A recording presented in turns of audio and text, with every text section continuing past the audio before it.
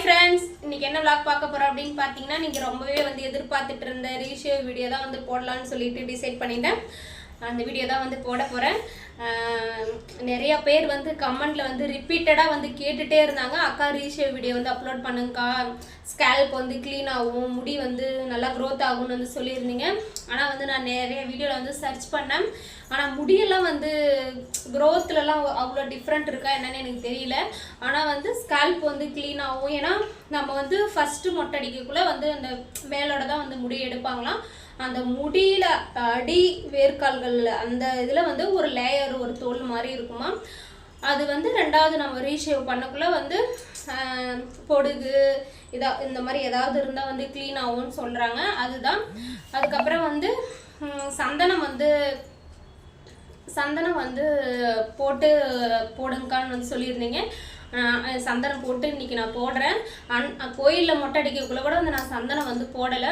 அது வந்து சந்தனம் வந்து என்னுடைய ஹஸ்பண்ட் சொன்னார், திருப்பதிக்கு வந்து மொட்டை அடிச்சுட்டு சந்தனம் போடாமல் போகக்கூடாதுன்ட்டு. கோயிலில் போய் மொட்டை அடித்தா சந்தனம் தேய்க்கணும் போலன்ற மாதிரி நான் நினச்சேன். ஆனால் அது ரீசன் கிடையாது. நம்ம மொட்டை அடிக்கிறதுனால வந்து நம்ம உடம்புல இருக்கிற ஹீட்டெல்லாம் வந்து இந்த உச்சி வழியாக தான் வந்து வருவோம். அதனால தானே நம்ம தலையில் வந்து எண்ணெய் வச்சு குளிக்க சொல்கிறாங்க.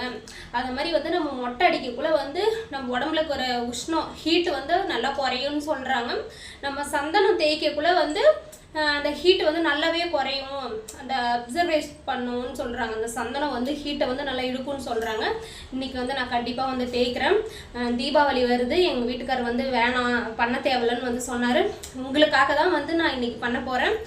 நீங்கள் வந்து ரிப்பீட்டடாக வந்து கேட்டுகிட்டே இருந்தீங்க. கமெண்ட்குள்ளே வந்தாலே வந்து என்ன ரிப்ளை பண்ணுறது என்னன்னே தெரியாத வந்து முடிச்சுட்டு இருந்தேன்.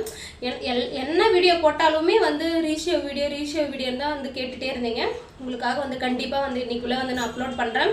மிஸ் பண்ணாமல் பாருங்கள், ஸ்கிப் பண்ணாமல் பாருங்கள்.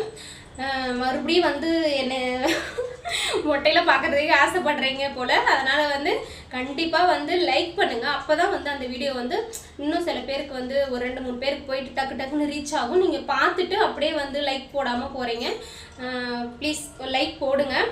இந்த வீடியோ வந்து பிடிச்சிருந்தா லைக் பண்ணுங்கள். கண்டிப்பாக வந்து அந்த வீடியோ அப்லோட் பண்ணுறேன்.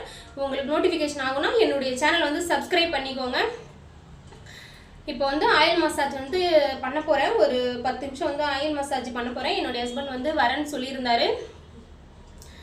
கண்டிப்பாக வரும், பாருங்கள். பாய்.